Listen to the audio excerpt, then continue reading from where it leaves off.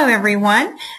Welcome to the Time Management webinar this afternoon. My name is Melissa Barrier and I'm going to talk about how to better manage your time and give you some pointers on how to do that and some reasons why you haven't been so efficient with your time.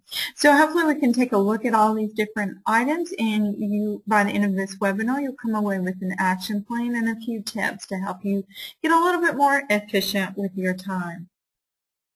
So once again, welcome to Time Management. My name is Melissa Barrier. I'm the Sharper Edge Professionals. So what are you wanting to do with your time? Because obviously you identify that there's an issue that you have. So we're going to talk about where to get started. So the first thing is setting goals. So time management training often begins with setting these goals. So this is going to result in a plan so that you'll have a task list, or if you work from a calendar, you have a calendar of activities. So please feel free to go ahead and get your piece of paper out and take notes along the way and start looking at what your goals are. If you want to go ahead and jot maybe 3 to 5 of your top goals down that you're looking to do, whether they're short-term or long-term. And that way you can go ahead and take notes and get a plan working as we go along through this webinar. So this entire process is going to be supported by a skill set that's going to include taking a look at what your personal motivation is for each goal, perhaps some delegation skills, and some organizational tools that's going to help you be a little bit more productive as well. So the webinar objectives here, we're going to set some SMART goals. And I'll spend just a few moments going over what a SMART goal is, and that's capital S, capital M, capital A, capital R, and capital T. The next step, we're going to look at how to overcome the procrastination, because there's a reason why we procrastinate on certain things. And so we're going to take a look at that and take a look at how we can overcome that. The third is we're going to look at how to organize your workspace. Sometimes, if you're like myself, we just have a pile of papers and everything gets pushed in that pile of papers and then nothing gets done. So we're going to look at how to set up your workspace, and hopefully that'll the organization in itself will help you be more efficient.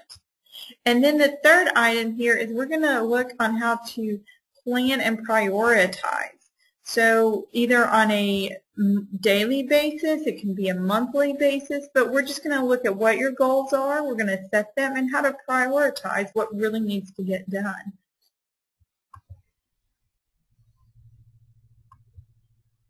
So to set SMART goals, just remember that goal setting can be used in every area of your life.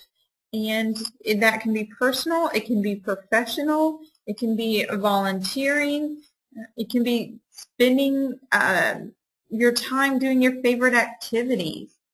And remember that setting goals it's going to put you ahead of the pack. And some people blame everything that goes wrong in their life on something or someone else, but just remember that successful people, they dedicate themselves towards taking responsibility for their actions, no matter what that unforeseen or uncontrollable event may be. So some of the 3 P's that we're going to just run through very quickly before we get started here is positive, personal, and possible.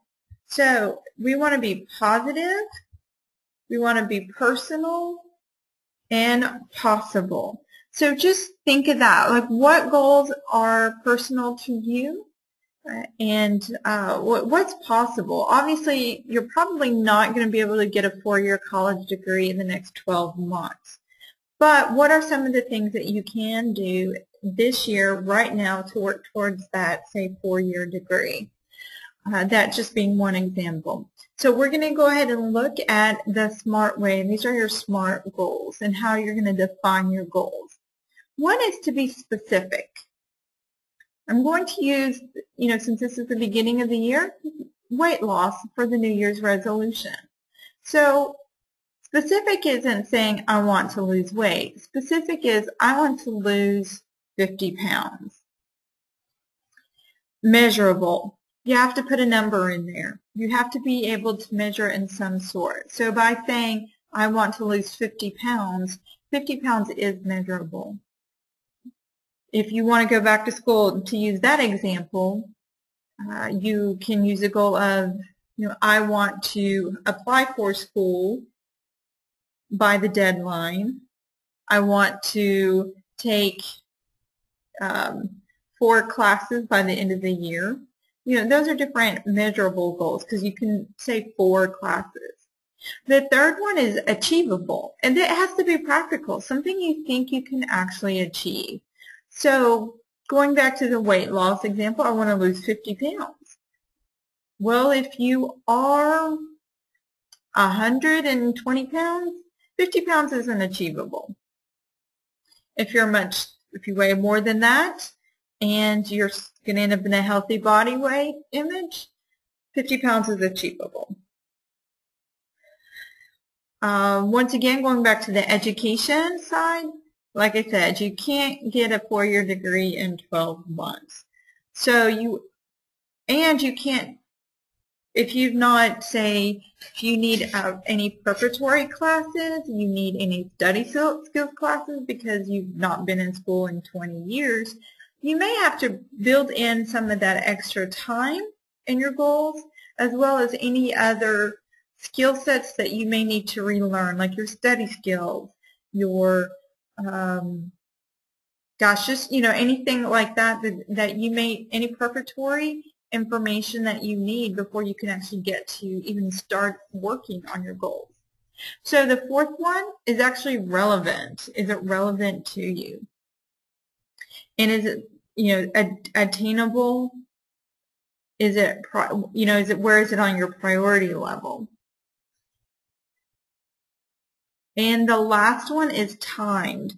So I know we talked about specific, measurable, achievable, relevant, and timed. So the time is going to be, you have to put a time, you have to put a deadline on this, or when you think are feasible dates on when you can achieve this goal. So going back to the weight loss, say I want to lose 50 pounds in 9 months. Now, can I lose it in 3 months? Probably, but that would mean I'd have to work out 8 hours a day. And if you're a family, or if you have a family and a full-time job, that's just simply not feasible. It's not achievable. So what you can do then is, even if you're working through these goals and you haven't quite figured out the timeline, you may have to get more information first. So a healthy weight loss is 1 to 2 pounds every week. So 50, 25 weeks for that's what, 7, 8, 9 months, just to give you some extra time as well. So if you can say 50 pounds in 9 months, that's very specific on just setting the overall goal. And so going back to the education, if you want to get, like I said, start on your college degree, you can take, say, 4 classes a year. So 1 class may be in the summer, and 3 classes may be in the fall session. But it's timed. You have a deadline on when you're going to achieve these goals. So once you have taken a few moments to go ahead and write out those 3 to 5 goals that you're looking at. And remember, as you're just jotting these out, they can be short-term goals. They can be 1 month. They can be 3 months. They can be 4 years. It could be just 1 year. So go ahead and just take a few minutes, write those out. Remember, you're smart. You want to be specific. You want to be measurable. It has to be achievable, relevant in that timeline. So I'll go ahead and give you a few moments to go ahead and write those out and start thinking about what it is you want to achieve. And once again, it doesn't have to be like a big life-changing goal either. Obviously, if you want to learn more financial information and become a better investor, that may be a goal, but like I said, we need to make those smart. Like, I want to be able to, I want to invest $5,000 smartly in 6 months and you can leave it at that. And then how do you achieve that goal? And we'll go into a little bit more detail on that as well. Because in that situation, if you don't have a lot of financial background, you're going to have to learn that information.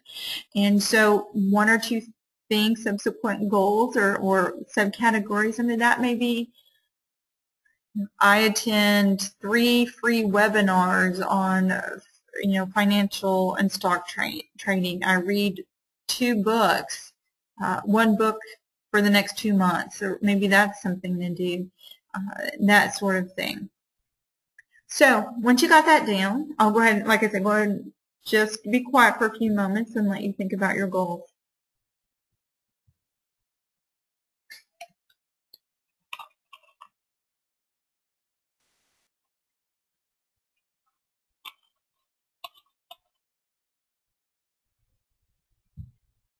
Okay, great. So hopefully you've taken just a moment or two to write those down. Now what we're going to look at is how to prioritize your goals. So now you have 3 to 5 that you're looking at. So whatever we're going to look at is invest your mental focus on one goal, or to choose a goal that will have the greatest impact. So we have to kind of figure out what your strategy is here.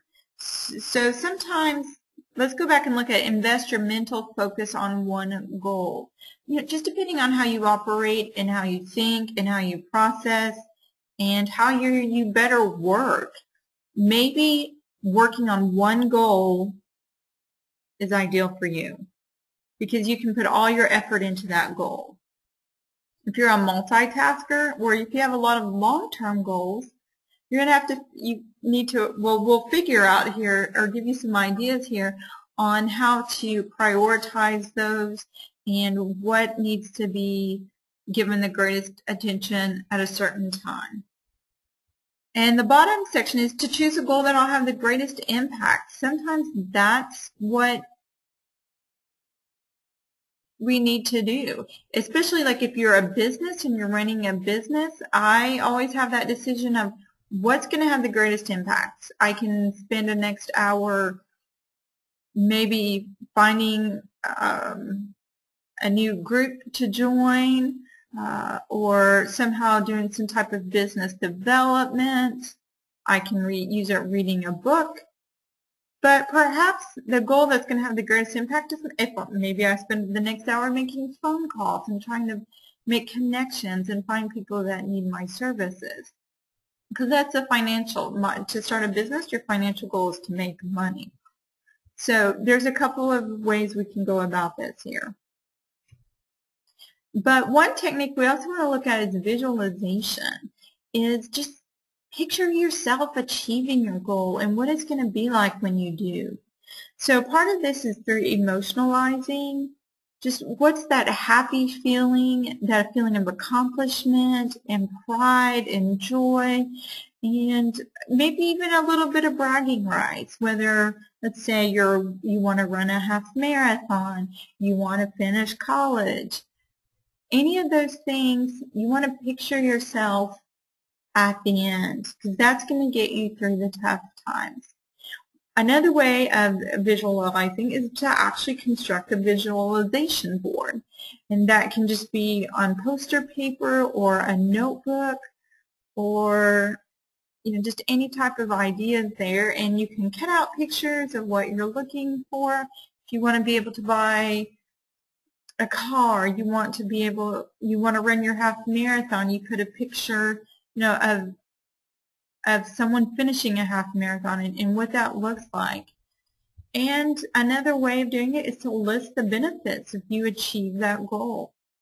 For this example, you're going to be healthier, you're going to develop habits of exercise, you hopefully develop habits of nutrition, and there's a whole other list of benefits for health reasons as well. Maybe just to lose weight will help you get off of certain medications, but obviously physical activity is always good. So that being said, now you've got your goals, and now you're picturing yourself crossing the finish line. But how do you prioritize your time?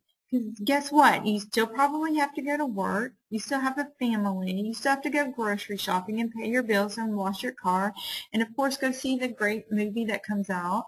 And spend time with your loved ones and go to birthday parties and go out on Friday nights and go to concerts, etc., etc.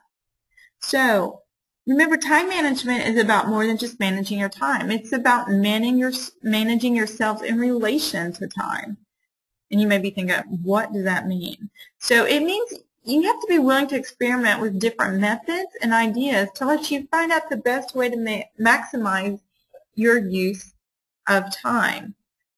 Some people like to multitask, but some people can't multitask. They like to chunk out their time and work on one thing at a time. You have to find out what works for you. And going back to, say, let's do the half marathon as the example. You can't just go out the next day and run a marathon, a 13.1 race. So what do you have to do? You have to figure out when are you going to start training. And you have to, going back to the SMART goals, you have to know you need to spend about 3 to 4 days running about 3 to 5 miles initially each time. So where does that fit in? Do you prioritize your workout in the morning, in the afternoon, at night? That's what you have to figure out, what works best with your schedule. So we're just going to take a quick look at this urgent/important matrix because,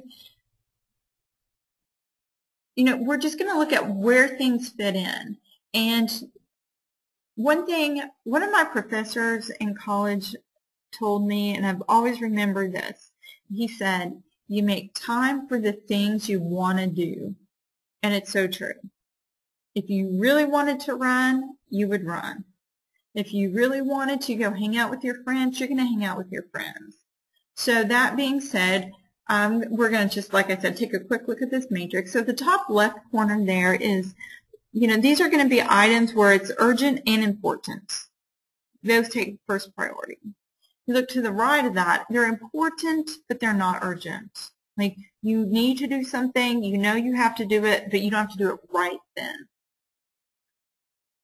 If you look at the bottom left, the yellow block, it says urgent, but it's not important.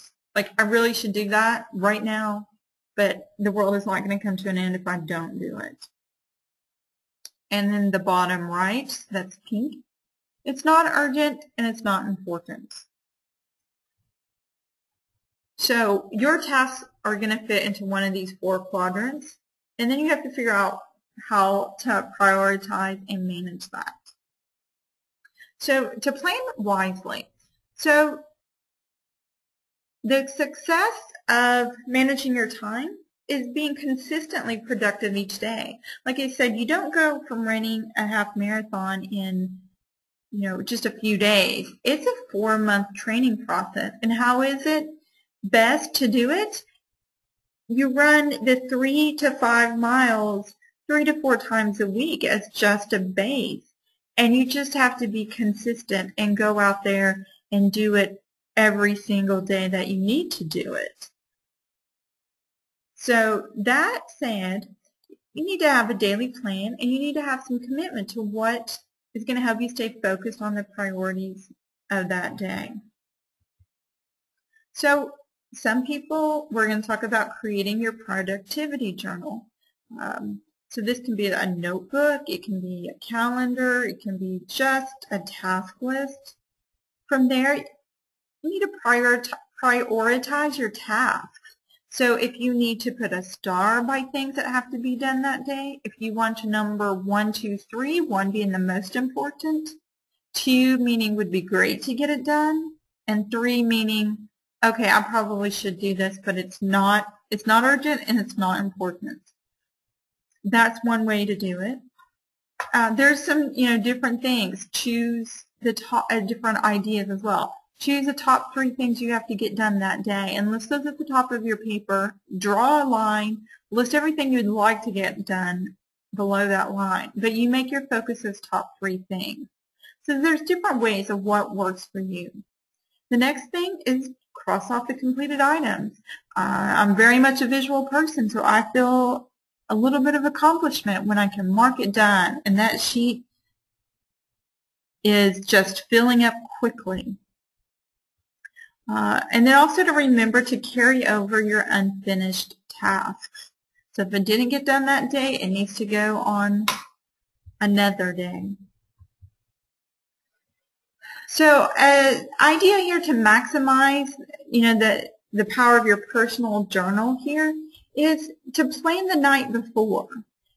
You've already spent all day working on what you need to work on, hopefully, and then before you go to bed, go ahead and write out those top 3 to 5 things you need to work on, or like I said, plan the night before. You need to keep your journal with you.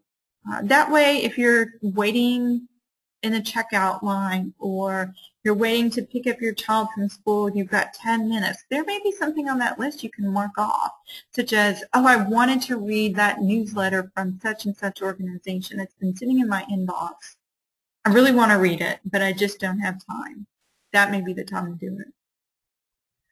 You also want to show a sense of satisfaction here. And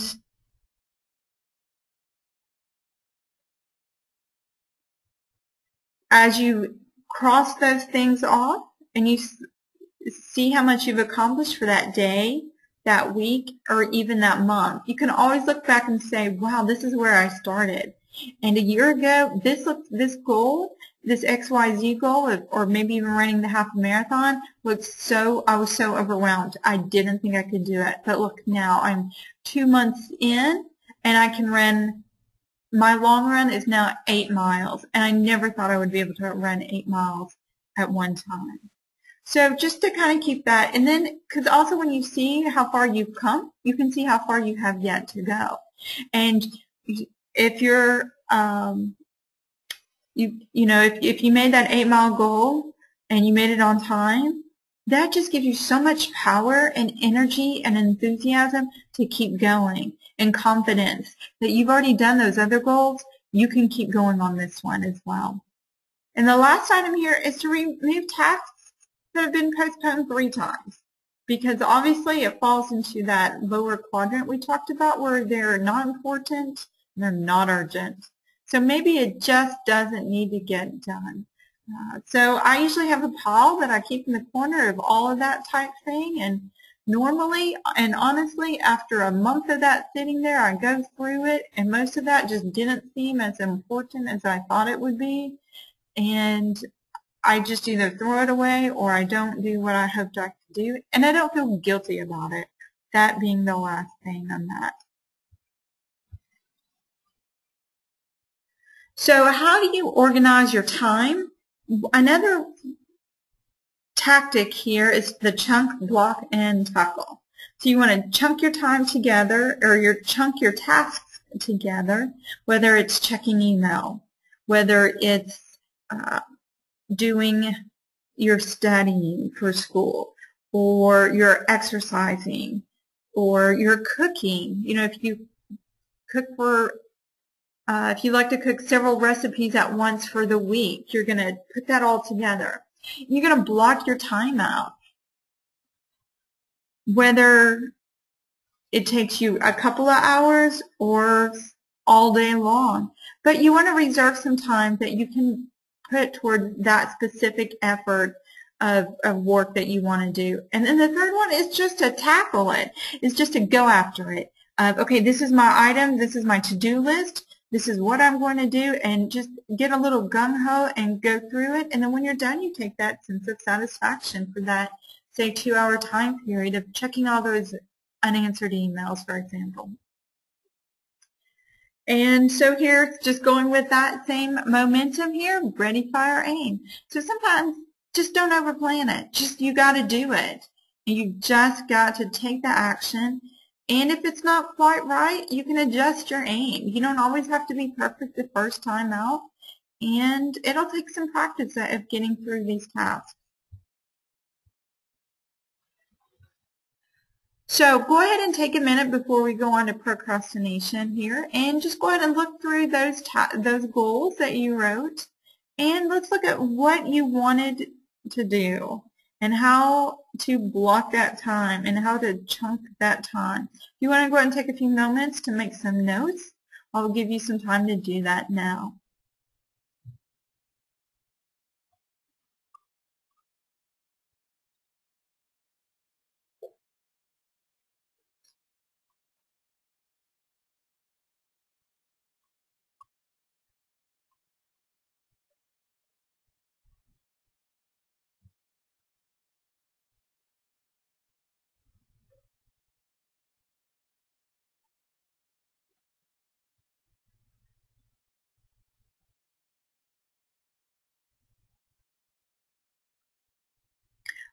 All right, it's probably not enough time for you to do all that, but hopefully you got a good start. And go ahead and put a star or something on that so that you know to come back and finish that later. So another tactic we're going to now look at is tackling procrastination. I mean, there's a reason why we all procrastinate. And we just delay that task or, even a whole handful of tasks that should be a priority, but we just don't want to do them. And like I said, my professor had said, you make time for the things you want to do. But we still have to get some of those things done. So we're going to look at how to overcome procrastination and tackle those important tasks. Because that's what the most successful people do. They're important tasks. They may be challenging. They may be a little hard. But we're going to take a look on how we can tackle that and get those accomplished. So why we procrastinate? One reason is you don't have a deadline. So the motivation may not be there. Like eventually it'll get done, but it's not going to be any priority. The next line is there's inadequate resources. Maybe you don't have that information of starting a half marathon. What do you need to know? Where do you even start? What type of shoes do you wear? How much should you be running? What do you wear? It's that whole, well, where do I even begin mentality. And if you look at your arrow there, the purple arrow, this is what it leads to. You feel overwhelmed, which then results in a lack of passion and you fear of failure, and no one likes to fail. So sometimes then those goals or those items just get pushed aside. I just don't know where to start, so I'm not going to start at all. Or maybe I don't really need to do that. And that passion fizzles.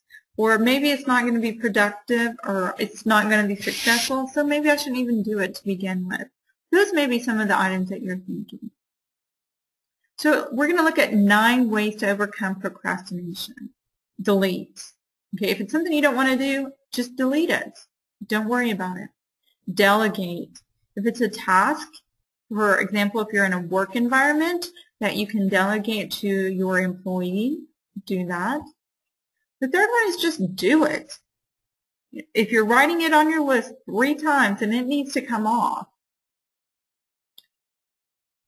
And sometimes I find that it takes me longer to write it on my list than if I would actually stop and spend the time to do it. So remember that one too. The third one is to ask for advice. That will help you get the information that you need.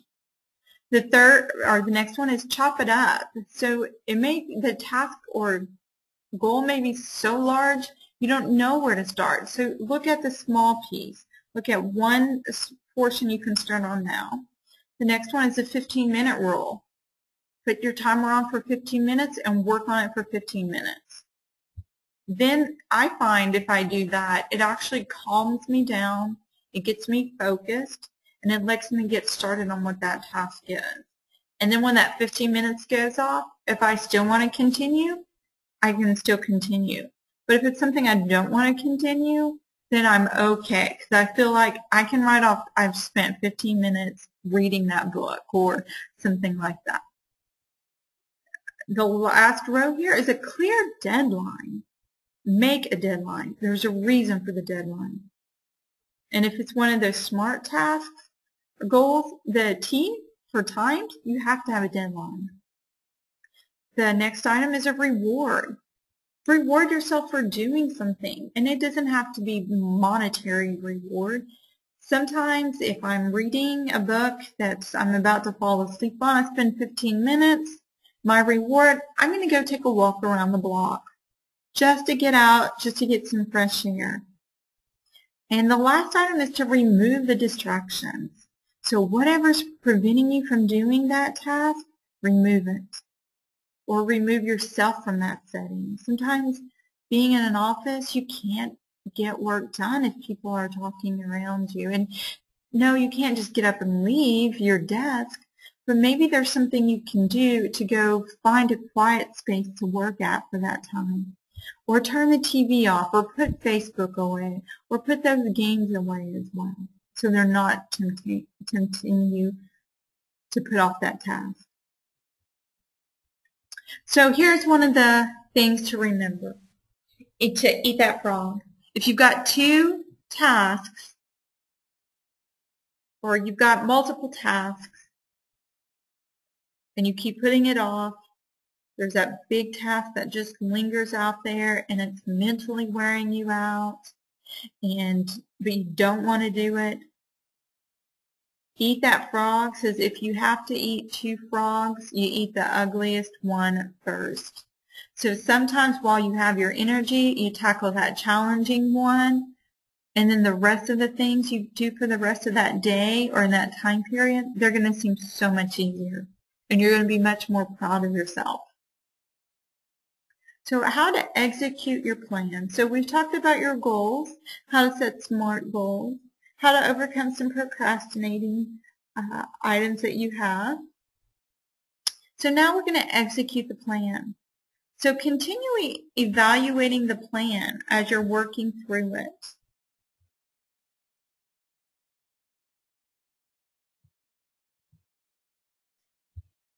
Hold on just a second here. I'm actually going to go back here. Sorry about that. So we're going to continue evaluating the plan while you're working it. You need to stay organized and on top of the events. So look at your calendar, you look at your task list, often your journal, whatever you're using. And sometimes delivering communication to others. Tell people about your plan, what you're looking forward to achieving. And they may help you do it as well. So now we're going to take a few moments to look at organizing your workspace. So in order to effectively manage your time and to be more productive each day, you have to create an appropriate environment. So eliminate clutter. You need to set up an effective filing system. You need to have your essential tools. You need to know how to manage the workflow so that you'll be on your way to create an effective workspace.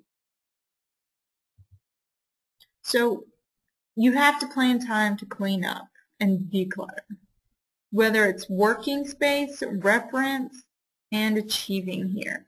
So if it's your desk, plan the time to clean off your desk. So one pile of papers can be to be filed.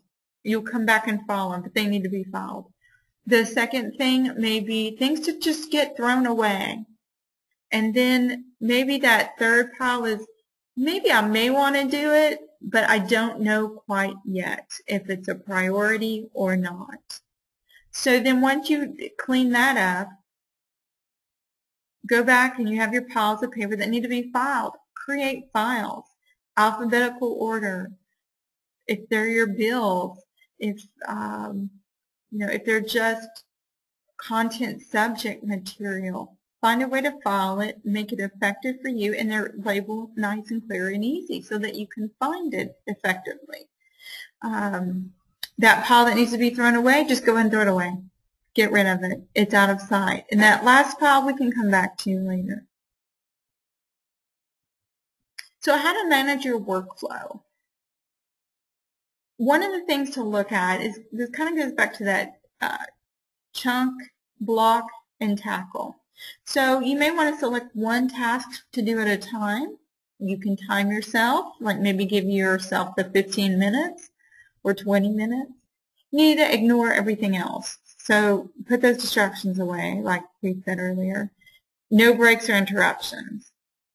So don't say, but I want to go do this, or my phone's going to ring. Turn it off. You don't know if someone's sending you a message on Facebook or you're getting a text. Just put the phone down, put it away during that time period. And like I said, give yourself a reward. It may be, just like I said, a walk around the block, or just a special little treat. Or if you're reading that finance book that you're not so thrilled about, maybe your reward is in reading a trashy magazine or something like that's fun, like that. So dealing with email, this is another item that is dominating society, whether it's personal email or work email. So remember, email is best handled in batches. So if you're like me, every time your phone beeps, you want to see what that email is. That's highly inefficient. So wait and check your email maybe every half hour, every hour, depending on, obviously it's going to depend on what you do and such. So there are certain situations or careers where you have to know what's going on instantaneously. But one thing you can do to manage that is to create delivery rules and create folders for different topics. So the delivery rules, if there's some sort of way in your Outlook, no, there is a way in your Outlook. If you get an email from a certain person, say your boss, it's going to be created as a high priority. So you'll get that email. It'll flag it. It'll come up. And say if it's an email from anyone else in the company, it's going to kind of stay in that middle folder, whatever folder you create. You're not going to get that special ding. That way you can wait. You can handle the emails that are high priority, highly urgent from your boss, but then the emails that are not so important, that can wait, those you can do in the batch. And your email, create folders for your different topics. Get an email in, I read it. If I need to keep it, I put it in a folder. If I need to do a task, I actually make a separate task list. But I always have that email in the content folder, because then when I have time and I have my task list, and then I'm ready to work on that task, I go back to that folder. I have all my data right there. I'm not having to dig through 100 emails to figure out where that email was that was sent from my boss or another employee. And some other ways to become more efficient with your time is to organize your tasks. Like I said, you can prioritize 1, 2, 3, high, low, medium. You can use that in Outlook as well. Another thing is to identify patterns. If you're doing the same thing over and over and over, maybe there's a better way of doing it. There's a better way of being more efficient, perhaps creating templates, or chunking those groups of tasks together. And the third item is to improve your workflow. You can do that by, like I said, chunking everything together. You can, instead of doing one item, processing some type of paper from, in multiple steps, maybe you wait until you get 10 of those items and you do them all together through each step. Maybe that's how you improve your workflow.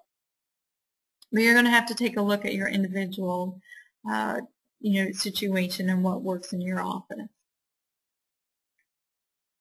So the next item here is setting a ritual. So rituals and routines can actually help increase the spontaneity and fun in your life. And you wonder, well, how can that be? Because that sounds so contradicting.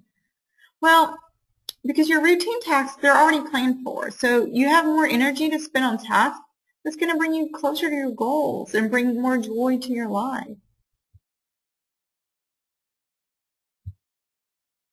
So what is a ritual? So first of all, you need to identify the task, identify the time, and any subtasks. So a ritual can be your nighttime get ready for bed habits, whether it's making your lunch for the next day, getting the coffee pot ready, brushing your hair, brushing your teeth, flossing, whatever any of those items are. And just to give more example, you can ritualize your sleep, your meals, and your exercise. So, like I said, you establish a ritual before you sleep because it's going to help you go to bed. So if you read before you go to bed, you brush your teeth, blah, blah, blah, any type of habits like that, and just start making it a habit. So at 10 o'clock, I'm going to do this, this, and this, so that I'll be asleep by 11. You can plan your meals for the next week as well. That makes it easier. Making sure you have food in your grocery or in your refrigerator. Or you have some protein bars or snacks with you, so when you get hungry and you don't have to run out to, say, fast food or somewhere like that, because that takes time too. And the last one here is, just to try to exercise for 1 hour 3 times a week. So these are more, I'd say, human body, physical items, but your body needs this. And if you are just a happier human being, then you're going to do what you have that energy and time and passion for those other goals here. So we're just going to give you some examples here. So, you can lay out the clothes the night before. You can prepare your lunch. You put your batch together, those activities. And some other ideas here are, during a break, read for 10 minutes. Do some deep breathing and stretching, or clean up a small area. If you're a hoarder, you don't have to clean your whole house in one day, but you can pick 1 foot of space to clean out in that time, and then you're great. You can update your journal. And, set aside your lunch hour for personal errands. So many of us are in the office and you eat a snack or eat a sandwich at your desk and you're still working through it. But sometimes that lunch hour is going to make you more productive because you're doing what you need to do and you're not stressing about it at the end of the day because you didn't get time to pick up your dry cleaning, run to the pharmacy, pick up a birthday card and a birthday gift and that sort of thing. So just to wrap up this webinar here, I take a few moments here before you actually leave wherever you're located at and to maybe make out some more additional notes on your action plan and kind of put it out there. Kind of think about what are some of the things you're going to do to overcome your procrastination. To go ahead and set up that ritual, that daily habit there, so that you can work more efficiently and more years to come. And that way, the best thing is at the end of the day, whenever that goal is that you wanted to reach your time, if you made it, you can look back and say, man, 12 months ago, I didn't think I was going to be, I could do this. And now that I'm here, I'm glad I did. So that being said, I hope you learned a few items you can take away from the time management webinar here. And once again, my name is Melissa Barrier. I'm with Sharper Edge Professionals, and if you want to keep a complete list of our upcoming webinars, you can check us out online at www.sharperedgeprofessionals.com. Thank you very much, and I'm glad you joined me, and I hope you have a great day.